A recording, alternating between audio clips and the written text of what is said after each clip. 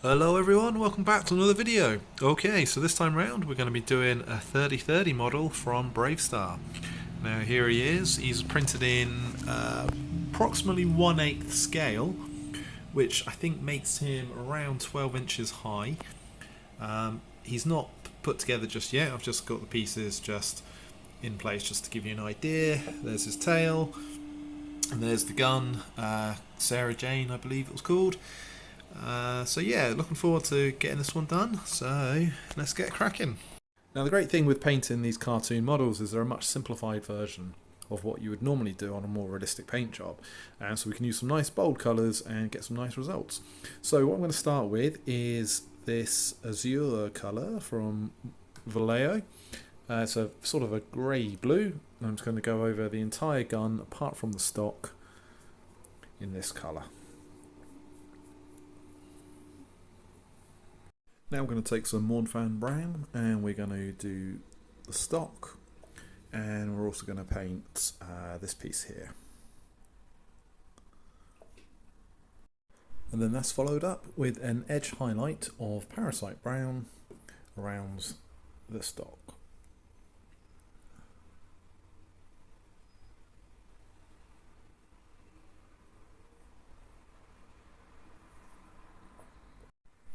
So after that highlight on the edge has gone in, what I'm going to do now is take some thin down black and start working it in along some of the detail along the gun barrel.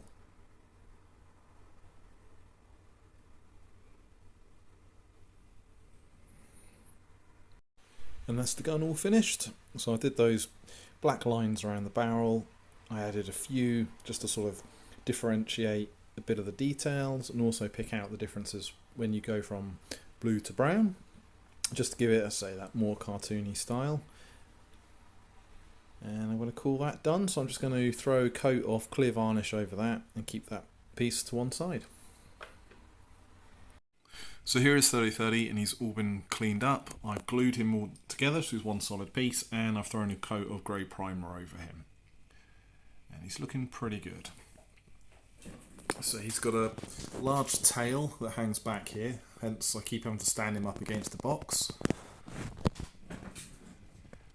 But yeah, he's looking pretty good. Okay, so let's start painting him. So I'm going to start on the main model with some gunmetal, and I'm going to be painting the arms and the legs with this. Now this model has got a lot of details that are different from the actual cartoon. The cartoon is much more simplified.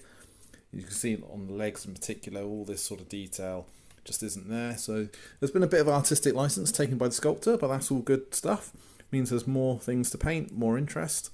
So I'm just going to carry on as is, and I'll get back once I've done the silver. Okay, so with the arms and legs painted the silver, I'm just going to pick out a couple of details. The rivets around the leg, and I'm going to do this in a Rune Lord brass. Typical GW if they're hard to pronounce names. Okay, so yeah, I'm just going to pick these out, and as I say, just adds a little bit more colour to it. So I'm now going to cover all of those painted parts in a black wash. Now I could use something like Nuln Oil, but it's going to be pretty expensive really to cover all the arms and all the legs.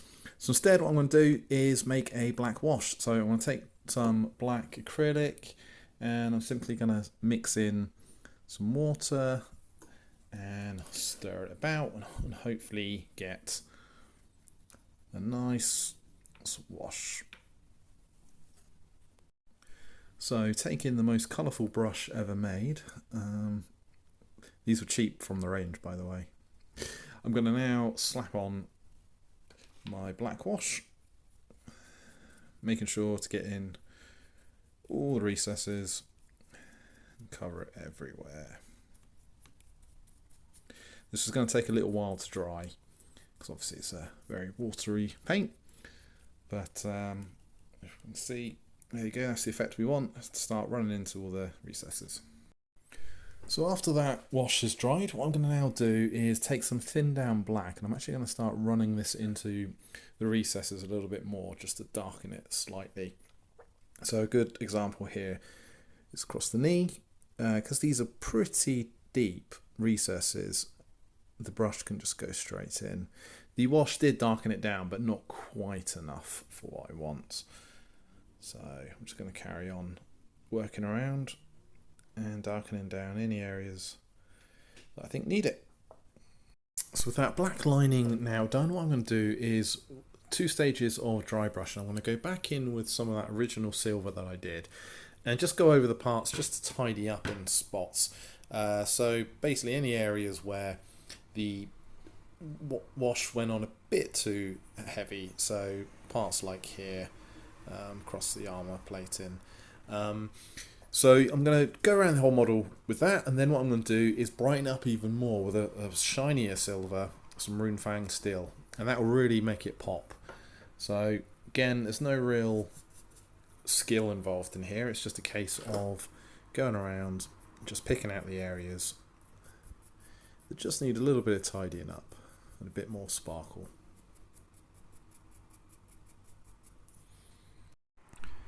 And here we are with all that dry brushing and silver done, so he's brightened up a little bit, looks a little bit tidier. I have just added some black around the horseshoes and around the tops of his cuffs, and I've also painted in one of the cables some of that bronze colour that I used before. So now what I'm just going to do, I've mixed up a little bit of red and orange, and I'm just going to paint in a couple more of these cables that are running around the legs. So now I'm going to do the last little thing with the legs, and I'm going to take some Mechanicus grey, which is a fairly dark grey, and I'm going to paint in across the feet here, and I'm also going to do these little sort of studs up and down the legs there. So once those are done, the legs should be finished. Okay, so the legs are all finished up, so I'm going to now move on to the next sort of largest part to deal with is the hair and the tail, which is very large. So I'm going to be taking some Corax white and just thinning it down. I'm going to be using a fair amount here, so get a decent sized brush and a case of slapping it all over. This might take a couple of coats. We'll see how it goes. So over that Corax white, what I'm now going to do is a dry brush of white scar. Now it may look kind of white, but it's actually an off grey. When I put the white scar next to it, you can see that's sort of a more true white.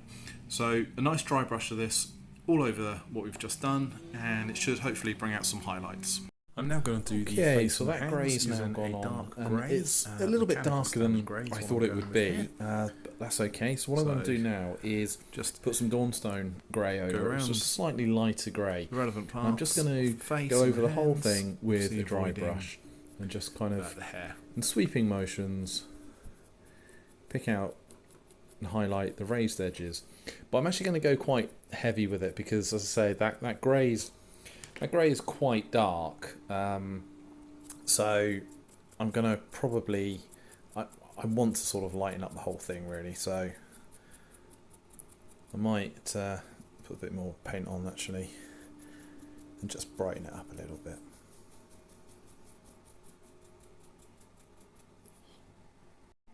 And that dry brushing has just lightened up the face a little bit and also across the hands. So what I'm going to do now is take a new paint, which is Celestra Grey, which again is another version of grey, but it's a very light grey, this one. And I'm just going to go across basically the whole body at this point now, including the shoulders and arms.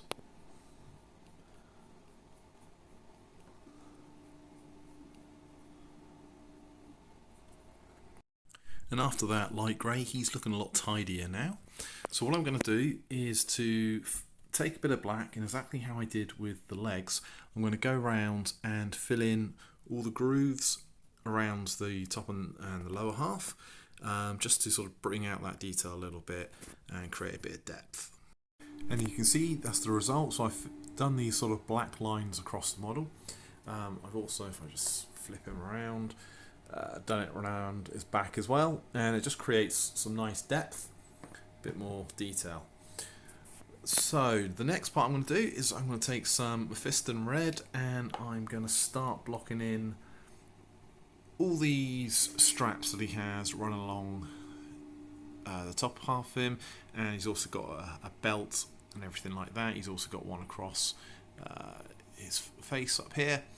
So that'll actually start to make, I think, quite a bit of difference, add some nice colour, and it should start looking towards finished. So let's see how that goes. So now it's time to add some yellow. I've gone for Moon Yellow by Vallejo, and what I'm going to do now, any parts that I sort of got a bit of red over, I've remarked white again, and it'll just help with the coverage of the yellow, as yellow is quite a difficult paint to paint with as it's quite thin. So with that yellow put in, it's actually made quite a nice bit of difference. It's now giving them a nice bit of colour. What I've also done is put in a black outline around these diamonds, just to accentuate that a little bit. I've also painted in, redone the eye a little bit. I've just whited it out for the time being.